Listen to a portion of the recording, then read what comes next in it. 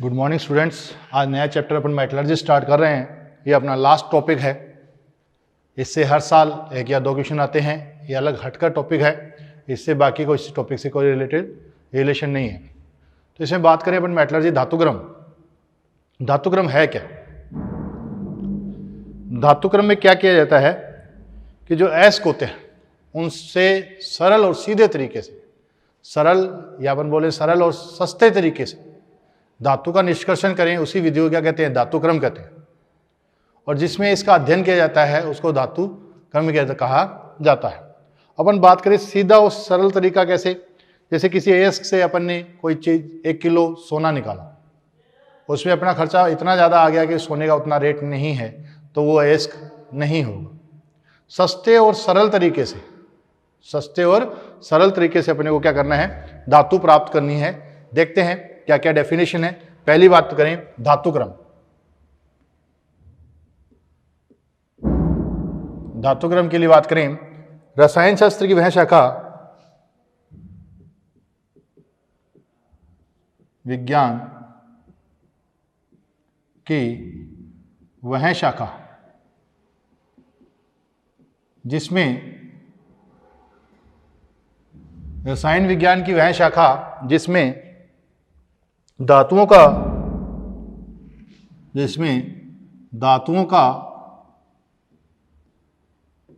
उसके अयस्क से निष्कर्षण, रसायन विज्ञान की वह शाखा जिसमें धातुओं का उसके अयस्क से निष्कर्षण का अध्ययन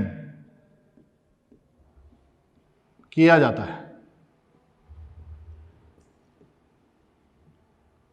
अध्ययन किया जाता है, धातुक्रम कहलाता है। क्या कहलाता है? धातुक्रम कहलाता है। नेक्स्ट बात करें खनिज। खनिज की डेफिनेशन क्या होगी? खनिज के लिए बात करें, प्राकृतिक रूप से, किसे? प्राकृतिक रूप में पाए जाने वाले पदार्थ, प्राकृतिक रूप में पाए जाने वाले पदार्थ जिनमें धातु मुक्त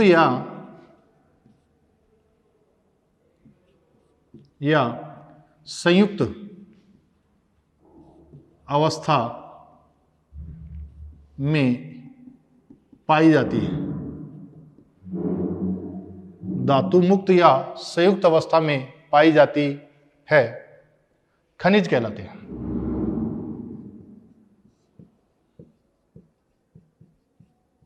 क्या कहलाते हैं? खनिज कहलाते हैं। प्राकृतिक रूप में पाए जाने वाले पदार्थ जिनमें धातु मुक्त या संयुक्त अवस्था में पाई जाती हैं, उन्हें क्या कहा जाता है? खनिज कहा जाता है। अब बात करें अयस्क। अयस्क और खनिज में बात करेंगे, क्या डिफरेंस है? वह खनिज जिससे धातु सरल तथा सस्ते तरीके से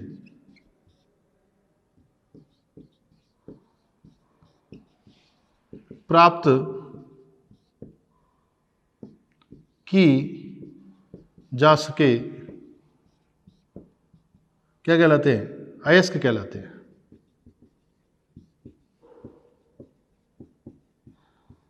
क्या कहलाते हैं? अयस्क कहलाते हैं।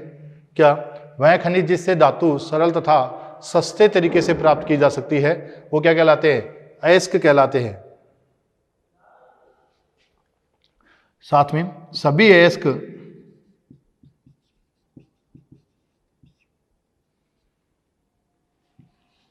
खनिज होते हैं,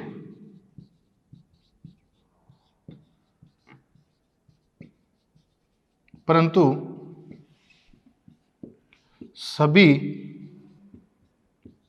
खनिज अयस्क नहीं होते। क्या? सभी अयस्क खनिज होते हैं परंतु सभी खनिज अयस्क नहीं होते। क्यों बेटा, ऐसा क्यों? क्योंकि खनिज में सभी में धातु तो मिल सकती है परंतु उनको सस्ते और सरल तरीके से उनसे धातु प्राप्त नहीं की जा सकती। कोई जरूरत नहीं है उससे एक खनिज है जिससे धातु प्राप्त करने में काफ़ी टाइम लग जाता है, काफ़ी खर्चा लग जाता है, तो उसको अपन क्या नहीं कहेंगे, खनिज अयस्क नहीं कहेंगे। जिस खनिज से आसानी से अपन आसानी से धातु प्राप्त कर लें, सरल तरीके से कर लें, सस्ते तरीके से कर लें, उसे ही अपन ने क्या बोला है, अयस्क बोला है। इसका मतलब ये हुआ कि अयस्क वो एक खनिज का ही प्रकार है, अयस्क वो एक खनिज का ही प्रकार है। ठीक है, नेक्स्ट बात करते हैं अपन, ये डेफिनेशन याद रखना, गालक।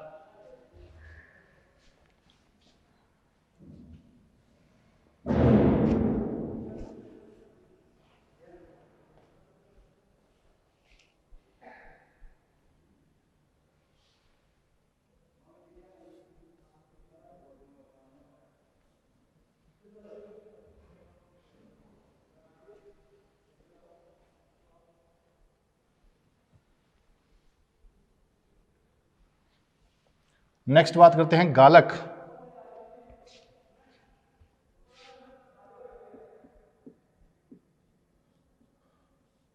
वे रसायन जो उच्च गलनांक वाली अधात्री से संयोग कर, वे रसायन जो उच्च गलनांक वाली अधात्री से संयोग कर निम्न गलनांक वाले, क्या होता है, अधात्री जो होती हैं अशुद्धियां, उनका गलनांक उच्च होता है, उनका गलनांक उच्च होता है, तो उनमें कुछ ऐसे रसायन मिला दिए जाते हैं, उनमें कुछ ऐसे रसायन मिला दिए जाते हैं जो उनके गलनांक को कम कर देते हैं। तो वे रसायन जो उच्च गलनांक वाले अधात्री से संयोग कर निम्न गलनांक वाले उत्पाद में बदल देते हैं,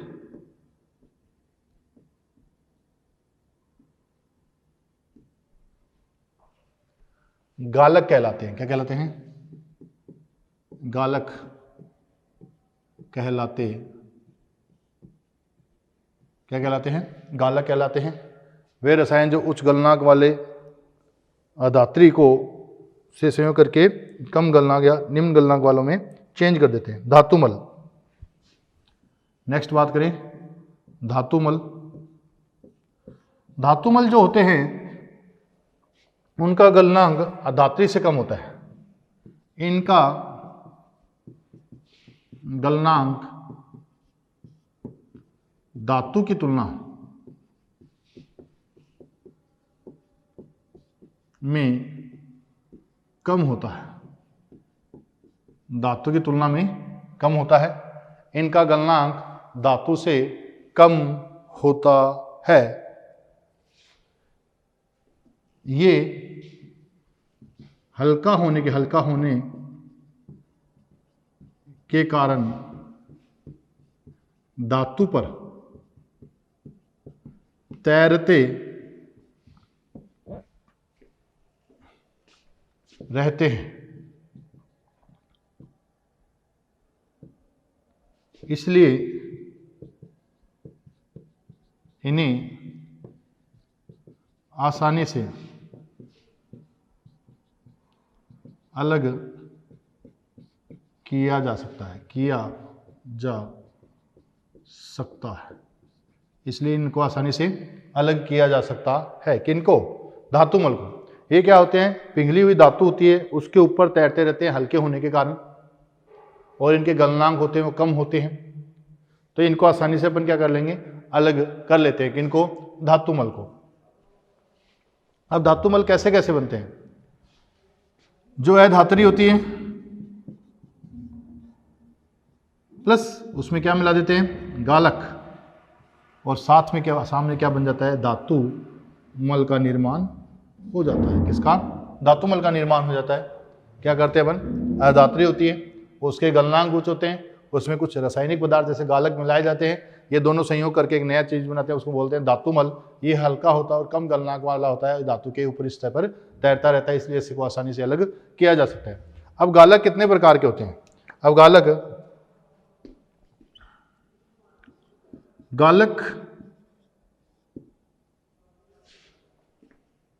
अधात्री की प्रवृत्ति पर निर्भर करता है। किस पर निर्भर करता है, गालक है जो अधात्री की प्रवृत्ति पर निर्भर करता है। अब बेटा जी अगर अधात्री अम्लीय हुई, यदि अधात्री अम्लीय हुई तो गालक कैसा लेंगे अपन, गालक अपन क्षारीय प्रवृत्ति का लेंगे। यदि अधात्री क्षारीय हुई तो गालक कैसा लेंगे, अम्लीय प्रवृत्ति का लेंगे, मतलब उसका उल्टा लेंगे, जैसे अधात्री होगी उसका उल्टा लेंगे। जैसे अपन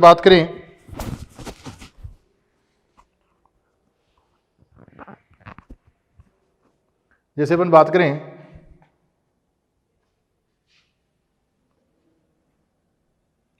यदि अयस्क में SiO2 P2O5 ये कैसी हैं, अम्लीय अशुद्धियां।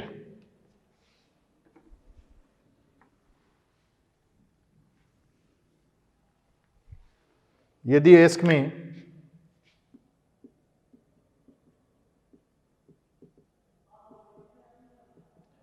SiO2 P2O5, यदि अयस्क में SiO2 आदि की अशुद्धियां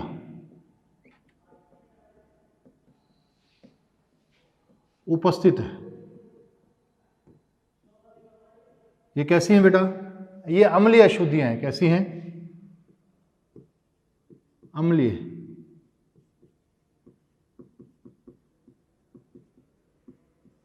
अम्लीय अशुद्धियां हैं। कैसी अशुद्धियां उपस्थित हैं, अम्लीय अशुद्धियां हैं। तो अपन क्या करेंगे, क्षारीय गालक का उपयोग करते हैं। उपस्थित हों तो क्षारीय गालक जैसे कैल्शियम ऑक्साइड का उपयोग किया जाता है। किसका उपयोग किया, CaO। CaO कैसा है, क्षारीय प्रवृत्ति का है। जैसे अशुद्धि अपने पास SiO2 की अशुद्धि है, अम्लीय अशुद्धि,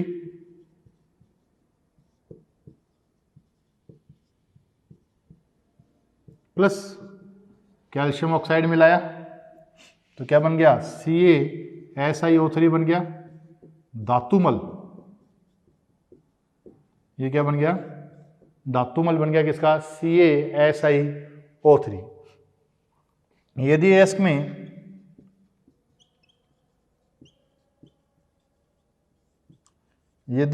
अयस्क में क्षारीय अशुद्धि हो, CaO, FeO या मैग्नीशियम के भी, जैसे बेरिलियम को छोड़कर अगर फर्स्ट ग्रुप में बात की जाए तो सभी क्षारीय होते हैं। मैग्नीशियम कार्बोनेट की क्षारीय अशुद्धि हो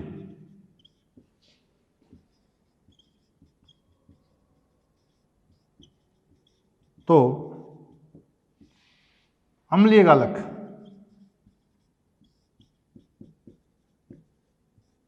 जैसे SiO2 का उपयोग किया जाता है। SiO2 का उपयोग किया जाता है। तो क्या, यदि अयस्क में कैल्शियम ऑक्साइड FeO MgO की क्षारीय अशुद्धियां उपस्थित हो, क्षारीय अशुद्धियां किसकी हो सकती हैं इसकी, तो अपने को किसका क्या लेना है, अम्लीय गालक लेना है। जैसे SiO2 हो गया। जैसे मैं बात करूं FeO है प्लस SiO2 है, ये कैसा है, क्षारीय है, अशुद्धि है, और ये कैसा है, अम्लीय है। तो यहाँ पर क्या मिल जाएगा, FeSiO3 मिल जाएगा। क्या मिल जाएगा, FeSiO3। ये क्या है, धातुमल। ये क्या प्राप्त होगा अपने को, धातुमल प्राप्त होगा। फेरस सिलिकेट, इसको बोलते हैं फेरस सिलिकेट। ठीक है, तो ये अपने डेफिनेशंस अपने पढ़ी हैं कि कौन सी, जैसे धातुक्रम क्या है, गालक क्या है, धातुमल क्या है, धात्रेय क्या है, खनिज क्या है, अयस्क क्या है। अब अपन बात करते हैं कि किसी धातु को अपन अयस्क से धातु प्राप्त करने में कौन से स्टेप आते हैं। इसमें अपन 4 स्टेप पढ़ेंगे। सबसे पहले जो धातु है उसको बारीक पाउडर में अपन तब्दील करेंगे, उसके बाद में उसमें सांद्रता बढ़ाएंगे, उसके बाद में अपन धातु प्राप्त करेंगे, अशुद्ध धातु प्राप्त होगी, फिर अशुद्ध धातु से शुद्ध धातु प्राप्त करेंगे। तो एक एक स्टेप, पहले कॉमन स्टेप पढ़ते हैं, फिर अपन एक एक कंपाउंड्स को लेकर उनके लिए बात करेंगे। सबसे पहले अपन बात करते हैं कॉमन स्टेप कौन से हैं। सबसे पहले अपने पास 4 पद हम बात करेंगे, 4 चरणों में बात करेंगे। इसमें सबसे पहले जो अयस्क है उसको पीसना होगा, ग्राइंडिंग करना होगा।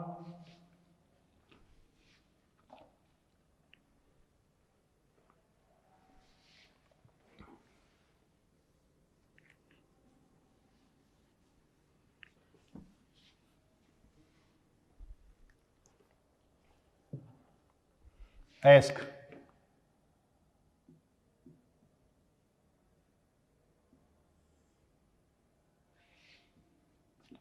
प्रथम पद में बात करें, सेकंड,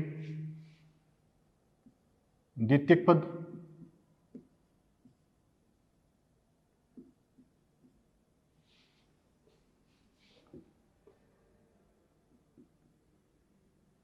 तृतीयक पद,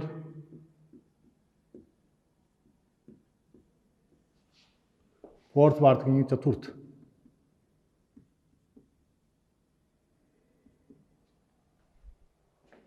चार चरणों में अपन बात करेंगे। जब प्रथम चरण है उसमें क्या किया जाता है, उसमें सिंपल कुछ भी नहीं है, सिर्फ और सिर्फ पीसना तथा चूर्ण बनाना, पीसना तथा चूर्ण बनाना।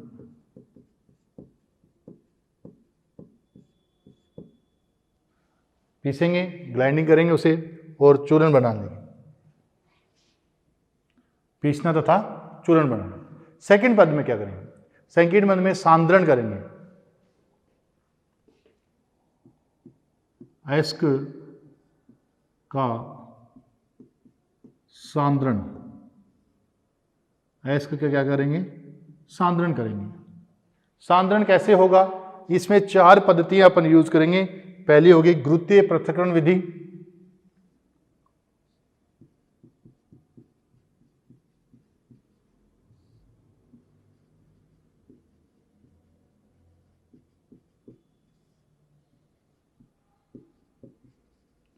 गुरुत्वीय पृथक्करण विधि। पहली कौन सी होगी, गुरुत्वीय पृथक्करण विधि। दूसरी बात करेंगे वो चुंबकीय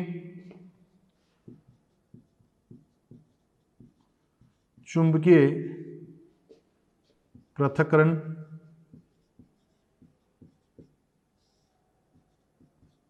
विधि, चुंबकीय पृथक्करण विधि।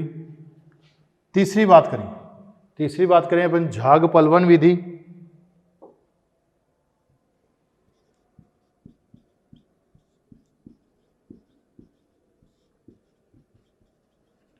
चौथी बात करेंगे अपन निक्षालन या रासायनिक विधि। क्या, निक्षालन या रासायनिक विधि, निक्षालन विधि या फिर रासायनिक विधि। थर्ड पद में अपन क्या करते हैं, धातु का निष्कर्षण करते हैं।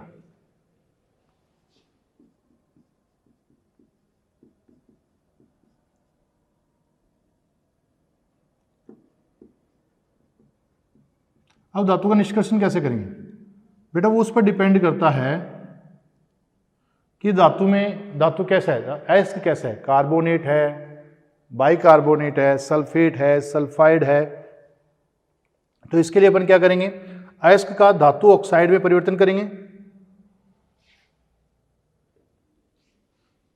अयस्क का धातु ऑक्साइड में परिवर्तन। अयस्क का धातु ऑक्साइड में परिवर्तन करेंगे। किससे करेंगे? इसमें दो विधियां हैं, भर्जन और दूसरी है निस्तापन।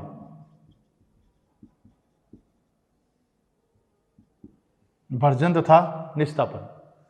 भर्जन में क्या आता है? वायु की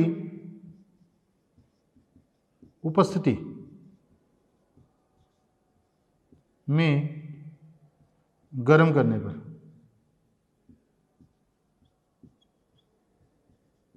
वायु की उपस्थिति में गर्म करने पर भर्जन में वायु की उपस्थिति ली जाएगी। निस्तापन वायु की अनुपस्थिति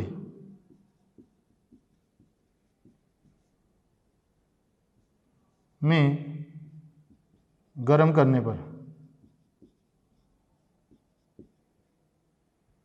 वायु की उपस्थिति में गर्म करने पर, वायु की अनुपस्थिति में गर्म करने पर भर्जन में अपन क्या लेंगे? वायु की उपस्थिति लेंगे। जब वायु की उपस्थिति में किसका करेंगे? यहां सल्फाइड अयस्क होंगे,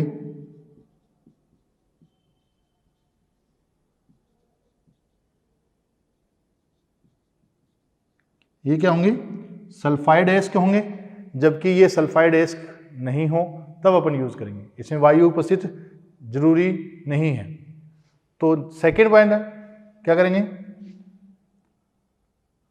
धातु ऑक्साइड का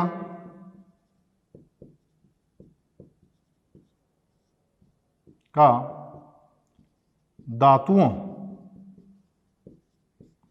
में निष्कर्षण। जो धातु ऑक्साइड अपने को प्राप्त होते हैं, धातु ऑक्साइड का धातुओं में निष्कर्षण करें। धातु ऑक्साइड का धातु में निष्कर्षण या धातु में अपचयन विधियां लेंगे। क्या लेंगे? यहां धातुओं में अपचयन लिख लो। अब अलग अलग अपचयन विधियां लेंगे अपन, कौन मेटल पर डिपेंड करता है कि कौन सी मेटल के लिए कौन सा अपन अपचयन विधि लें। जैसे प्रगलन, जलीय धातुक्रम, प्रगलन अपचयन विधि कौन से लेंगे? प्रगलन, जलीय धातुक्रम,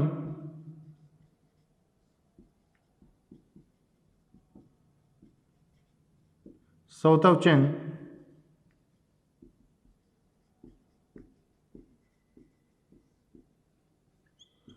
या वैद्युत अपघटनीय अपचयन।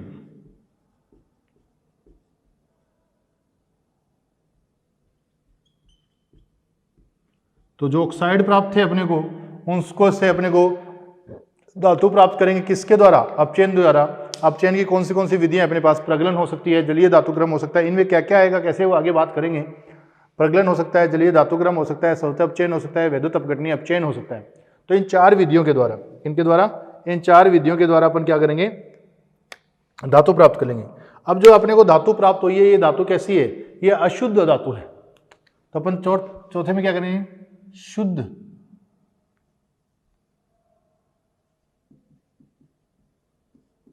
धातु प्राप्त करना।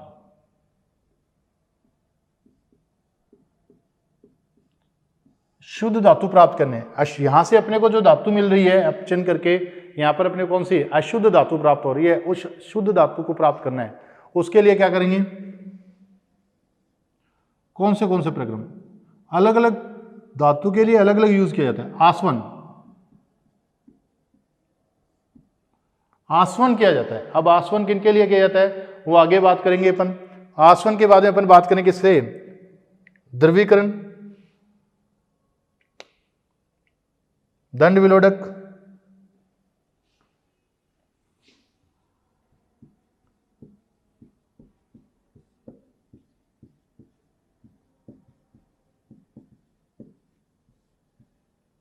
खपरन, वैद्युत अपघटनीय विधि,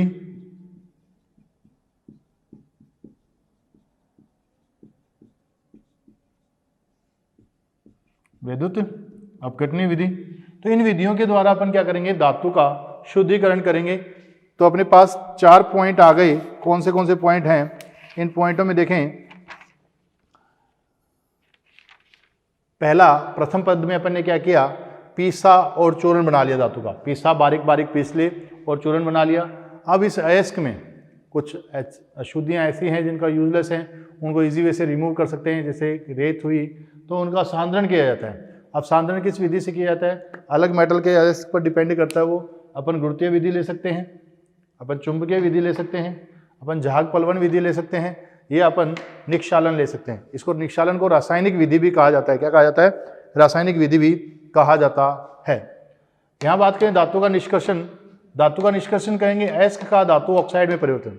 जो अयस्क अपने के पास है उसको पहले धातु ऑक्साइड में कैसे परिवर्तन करेंगे, उसको 2 विधियों से द्वारा कर सकते हैं, भर्जन के द्वारा और निस्तापन के द्वारा। भर्जन के द्वारा या निस्तापन। भर्जन में क्या, वायु की उपस्थिति में गर्म किया जाता है। ये किसके लिए किया जाता है, सल्फाइड अयस्क के लिए यूज की जाती है। निस्तापन में वायु की अनुपस्थिति में गर्म किया जाता है। किसकी, वायु की अनुपस्थिति में गर्म किया जाता है। धातु ऑक्साइड जो अपने पास था, या फिर या तो अपने इनसे अयस्क से सीधे अपने को धातु ऑक्साइड मिले हुए हैं, या अपने को अयस्क को पहले धातु ऑक्साइड में परिवर्तित करना है। उस ऑक्साइड से अपन क्या करेंगे, धातुओं को प्राप्त करना है। धातुओं को कैसे प्राप्त करोगे, अपचयन के द्वारा प्राप्त करेंगे। किसके द्वारा, अपचयन के द्वारा। अपचयन कैसे कैसे कर सकते हैं, प्रगलन के द्वारा अपचयन कर सकते हैं, जलीय धातुक्रम के द्वारा अपचयन कर सकते हैं, स्वतः अपचयन के द्वारा अपचयन कर सकते हैं, वैद्युत अपघटनीय विधि के द्वारा अपचयन कर सकते हैं। तो प्रगलन के द्वारा, जलीय धातुक्रम के द्वारा, स्वतः अपचयन के द्वारा, वैद्युतीय अपघटनीय अपचयन के द्वारा। अब अपने को जो अशुद्ध धातु मिल गई, यहाँ से क्या मिलेगी, अशुद्ध धातु मिल गई, उसको शुद्ध धातु में चेंज करना है। शुद्ध धातु में कैसे चेंज करोगे, आसवन के द्वारा कर सकते हैं, द्रवीकरण के द्वारा कर सकते हैं, दंड विलोडक के द्वारा कर सकते हैं, खरपन के द्वारा कर सकते हैं, वैद्युत अपघटनीय विधि के द्वारा, परिशोधन के द्वारा। परिशोधन भी विधि है।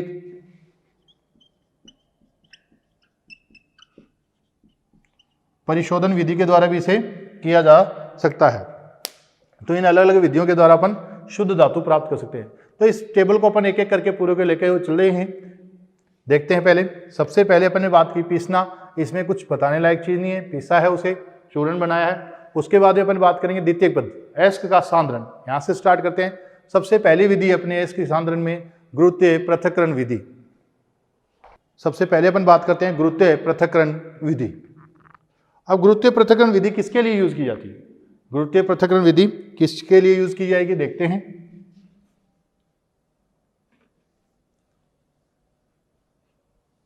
गुरुत्वीय पृथक्करण विधि अपन बात करें, नाम से पता चल रहा है जिनके अशुद्धि तथा धातु के क्या गुरुत्व में अंतर हो। गुरुत्व मतलब उसका मतलब ये हो, एक भारी हो दूसरा हल्का हो।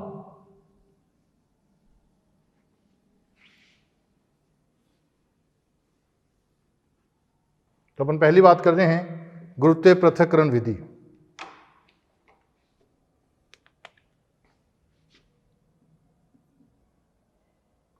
गुरुत्वीय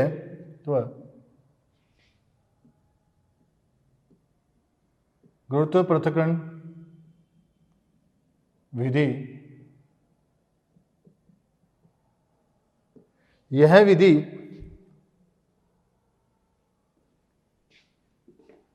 विधि उन अयस्क के सांद्रण में प्रयुक्त की जाती है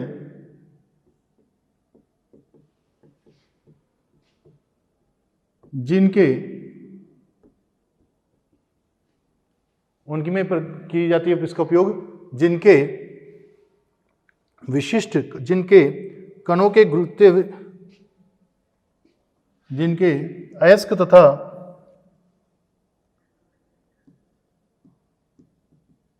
तथा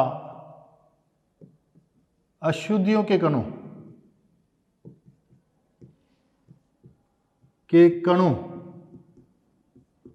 जो अशुद्धियों के कण हैं के विशिष्ट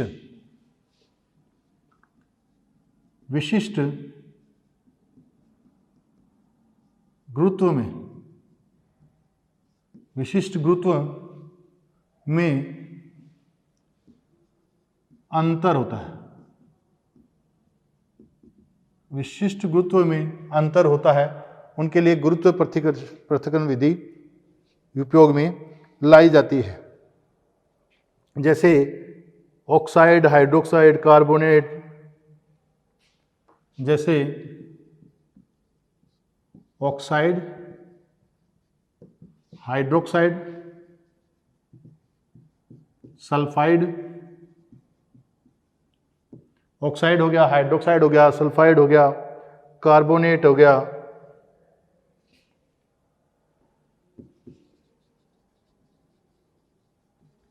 आदि अयस्कों के लिए कौन सी विधि यूज ली जाती है? गुरुत्व पृथक्करण विधि उपयोग में ली जाती है। कुछ अयस्क हैं, जैसे अयस्क कौन से हो गए अयस्क? जैसे अपन बात करें hematite, tin stone, hematite, tin stone, Au तथा Ag के अयस्क, इनके घनत्व में अंतर होता है, इनका घनत्व काफी ज्यादा होता है, तो उनमें अपन अलग कर सकते हैं। सेकंड बात करें,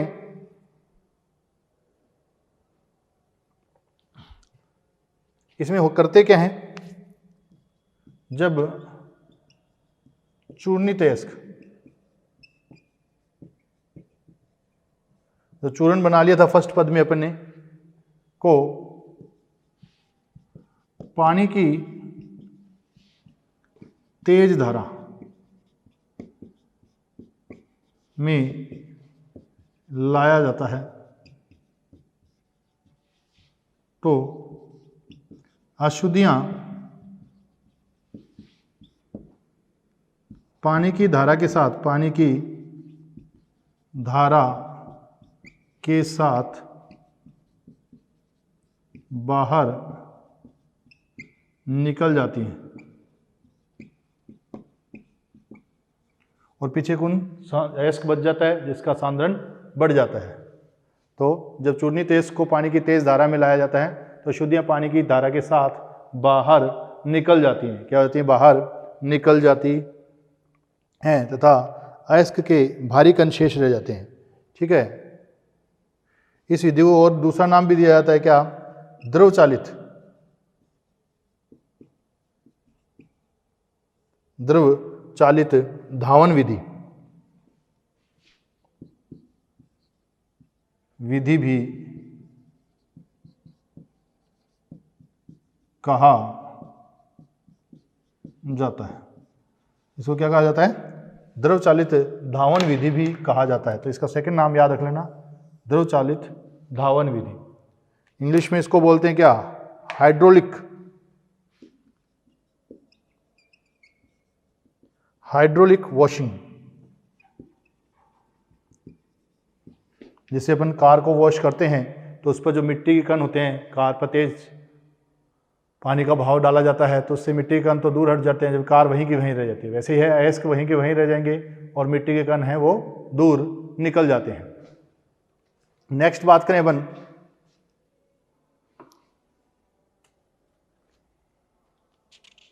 पहली हो गई गुरुत्वीय पृथक्करण विधि, दूसरी चुंबकीय पृथक्करण विधि। नोट कर लिया होगा आपने। चुंबकीय पृथक्करण विधि,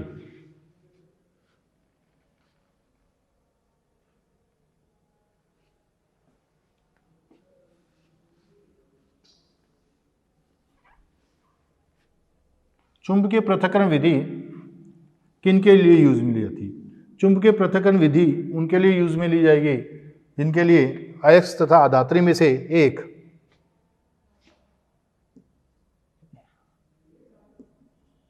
चुंबकीय पृथक्करण विधि, नाम से पता चल रहा है बेटा, जो चुंबकीय पृथक्करण विधि है उसमें जो अशुद्धि होगी, चुंबकीय पृथक्करण विधि, यह विधि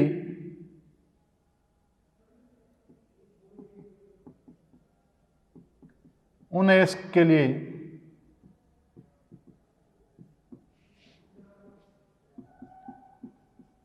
उपयोग में लाई जाती है, उपयोग में लाई जाती है, जिनमें अदात्री तथा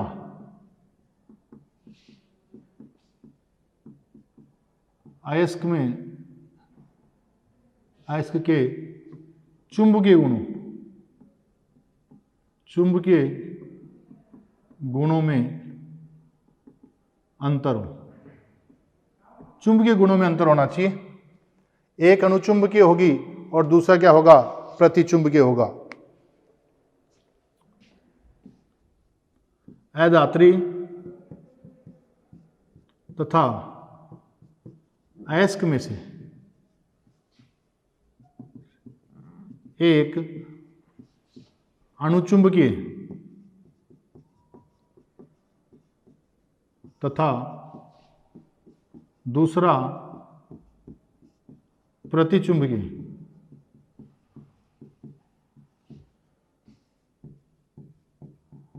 एक तो अणुचुंबकीय होगा और दूसरा कैसा होगा, प्रतिचुंबकीय होगा। दूसरा कैसा होगा, प्रतिचुंबकीय होगा।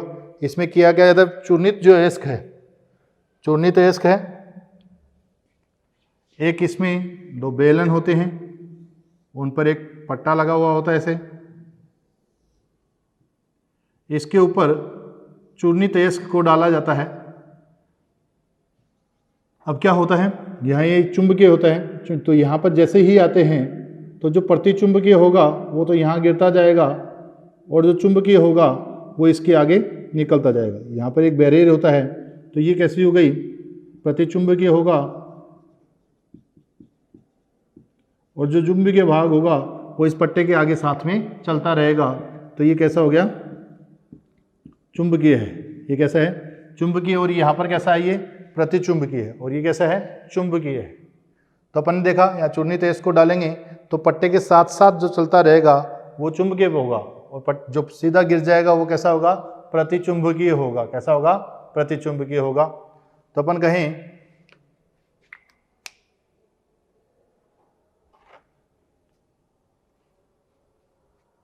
इसके द्वारा किसका करेंगे अपन, जैसे लो अयस्क हैं उनमें ज़्यादातर इसी का यूज किया जाता है। जैसे लोह अयस्क, लोह अयस्क का शुद्धिकरण किससे किया जाता है, इसी से किया जाता है, चुंबकीय पृथक्करण विधि के द्वारा किया जाता है। किसके द्वारा, चुंबकीय पृथक्करण विधि के द्वारा किया जाता है। नेक्स्ट बात करें अपन झाग पलवन विधि। झाग पलवन विधि है वो मुख्यतः सल्फाइड अयस्कों के लिए, किसके लिए, सल्फाइड अयस्क होते हैं उनके लिए उपयोग में लाई जाती है।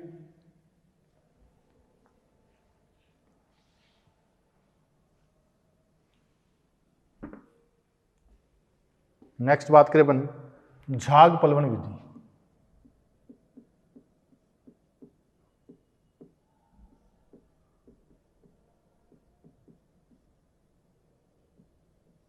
झाग पलवन विधि यह है सल्फाइड अयस्कों के लिए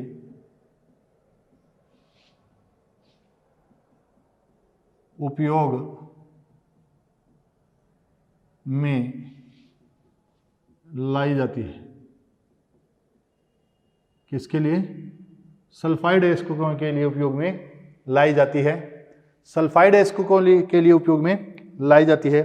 इसमें क्या होता है, इसमें अयस्क तथा अधात्री का जल व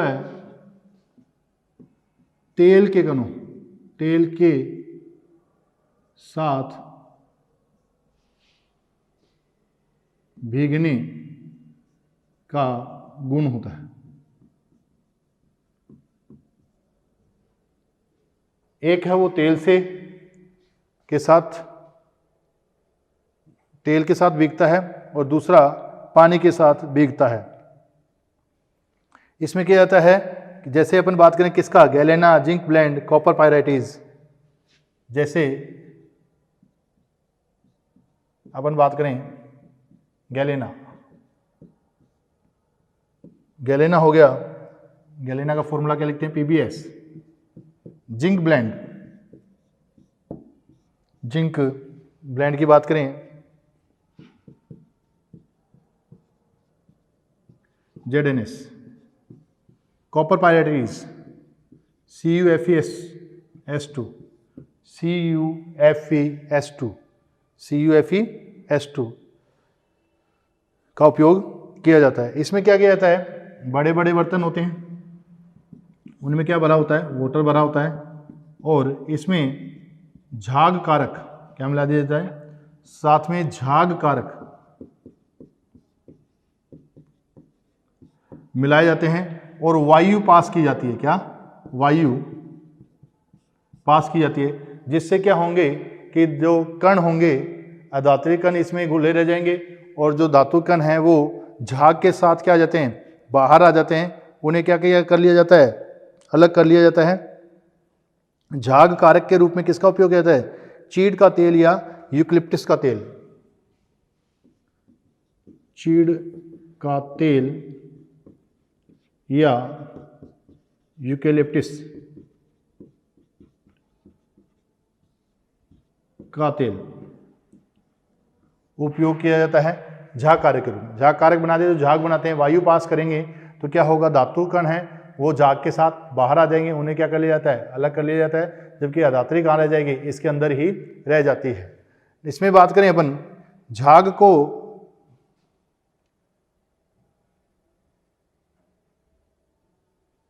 बढ़ाने के लिए किसका उपयोग किया जाता है,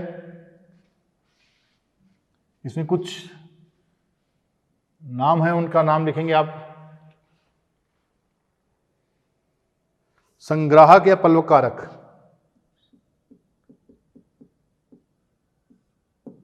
संग्राहक या पलवक कारक के रूप में किसका उपयोग किया जाता है, संग्राहक या पलवक कारक के रूप में sodium ethyl, sodium ethyl, sodium ethyl xanthate, sodium ethyl xanthate का उपयोग किया जाता है। किसका, सोडियम एथिल जैंथेट का उपयोग किया जाता है। सक्रिय कारक,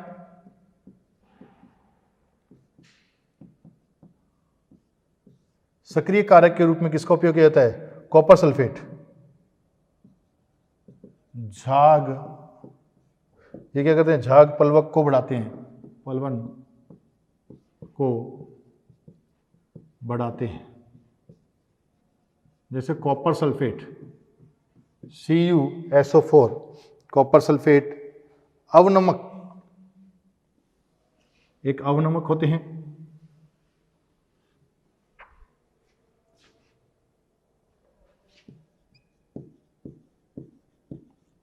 इनका क्या काम होता है, अवनमक क्या करते हैं, जैसे कि अपन बात करें, ये सल्फाइड एस के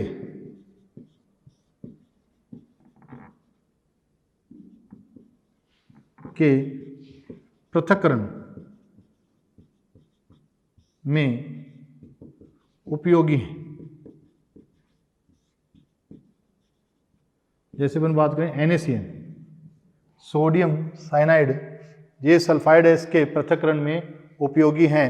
जैसे अपन बात करें यहाँ क्या, NaCN, NaCN का उपयोग PbS तथा ZnS को पृथक करने में किया जाता है। NaCN का उपयोग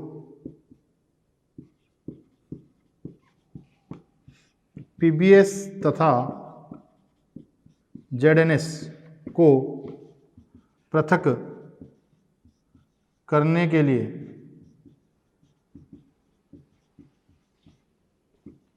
किया जाता है। किसको, PbS तथा ZnS को पृथक करने के लिए किया जाता है, क्योंकि जो ZnS होता है, ZnS क्या करता है, NaCN के साथ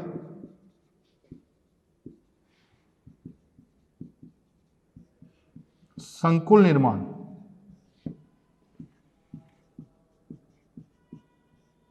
करता है। ZnS है NaCN के साथ संकुल निर्माण करता है। अगर ZnS की अभिक्रिया NaCN से कराएं तो क्या बन जाएगा, एक संकुल का निर्माण होता है Na2 ZnCN का होल 4। ये संकुल निर्माण हो जाता है तो इसको अपन अलग कर लेते हैं और पीछे साइड में कौन बच जाएगा अपने पास, सल्फाइड बन जाएगा किसका, Na2S। तो अगर अपने को गैलेना का सांद्रता बढ़ानी है, किसकी, गैलेना की सांद्रता बढ़ानी है, तो उसमें अवनमक डाल देंगे अपन, क्या, NaCN डाल देंगे, जिससे क्या होगा, ये जिंक सल्फाइड है, ये तो NaCN से अभिक्रिया करके संकुल निर्माण कर देगा और इसको पृथक कर लिया जाएगा। जबकि PbS है वो इससे रिएक्शन नहीं करेगा, तो अपने को इसकी सांद्रता बढ़ाने में काम लेंगे इसको। ठीक है, नेक्स्ट बात करते हैं अपन रासायनिक विधि या निक्षालन।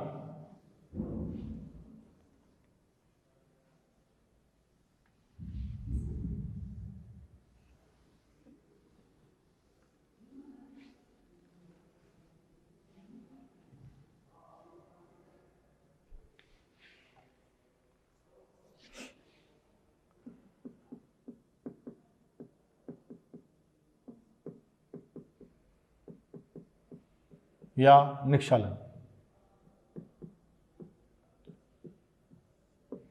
ये किस पर बेस्ड है, ये मेनली किसके लिए, एल्युमिनियम, यह विधि एल्युमिनियम AgAUK अयस्क के लिए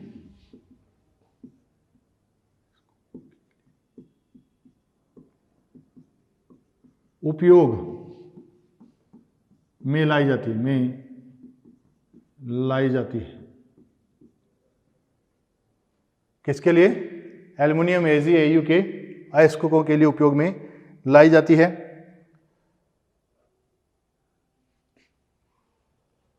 इसमें क्या होता है, इस विधि में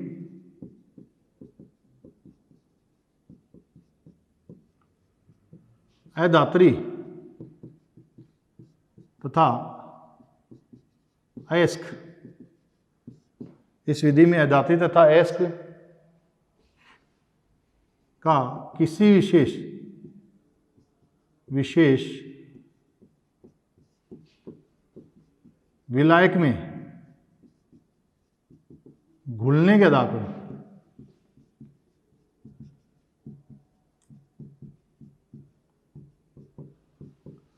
विलायक में घुलने के आधार पर है, किसमें, अधात्री तथा अयस्क में।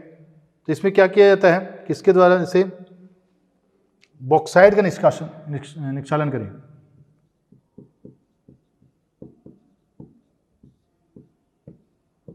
निक्षालन,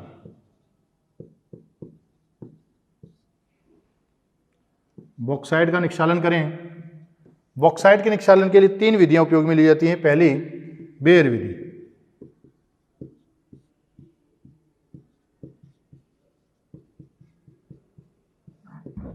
पहली कौन सी, बेयर विधि उपयोग में ली। बेयर विधि में क्या है, ये लाल बॉक्साइड के लिए उपयुक्त है, यह है लाल बॉक्साइट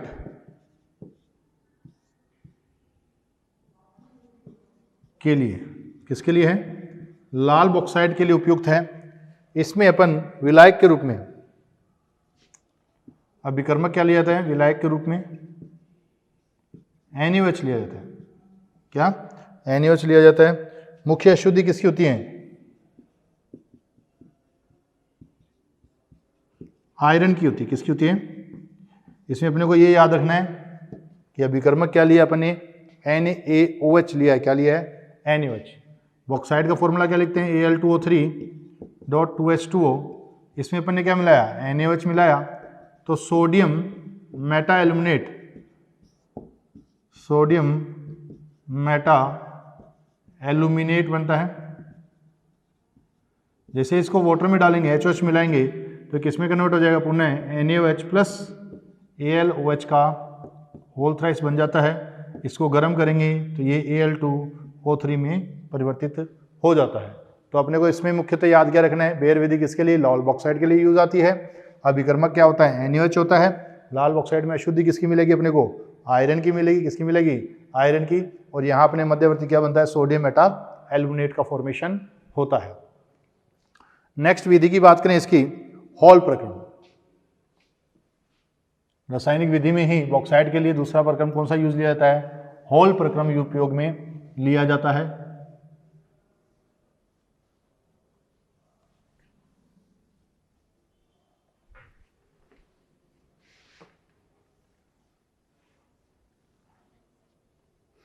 सेकंड है हॉल प्रक्रम।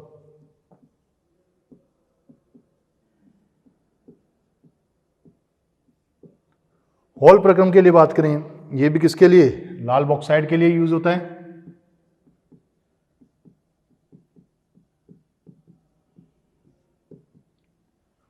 अभिकर्मक क्या लिया जाता है इसमें, सोडियम कार्बोनेट Na2CO3। अभिकर्मक क्या लिया, सोडियम कार्बोनेट Na2CO3 लिया। तो इसमें अपन बात करें,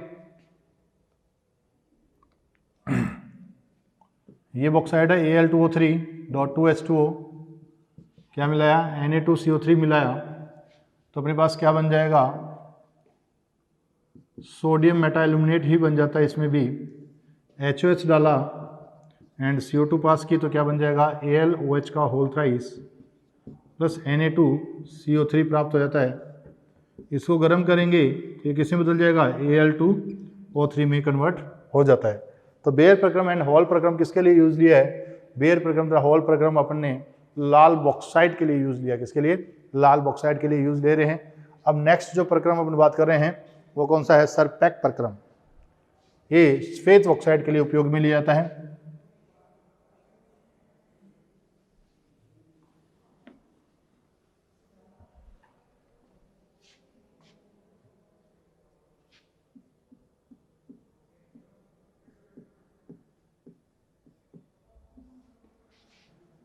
श्वेत बॉक्साइट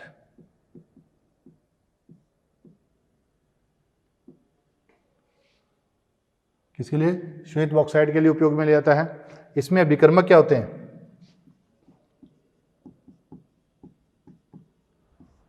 कार्बन प्लस N2 होता है। अभिकर्मक क्या होता है, कार्बन प्लस N2 होता है। और इसमें अशुद्धि, अशुद्धि बात करें किसकी आएगी, SiO2 की।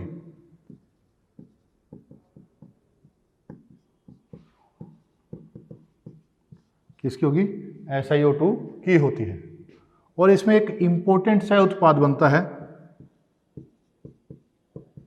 इस विधि में, कौन, अमोनिया, NH3 इंपॉर्टेंट सा उत्पाद के रूप में अपने को प्राप्त होता है।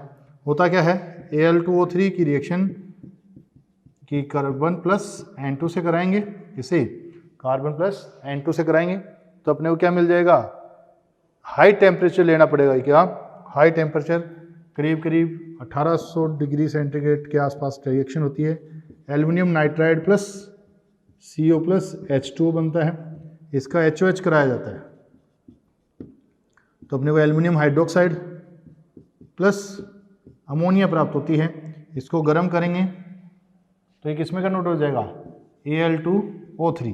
ये अपने को क्या मिला बेटा, सह उत्पाद।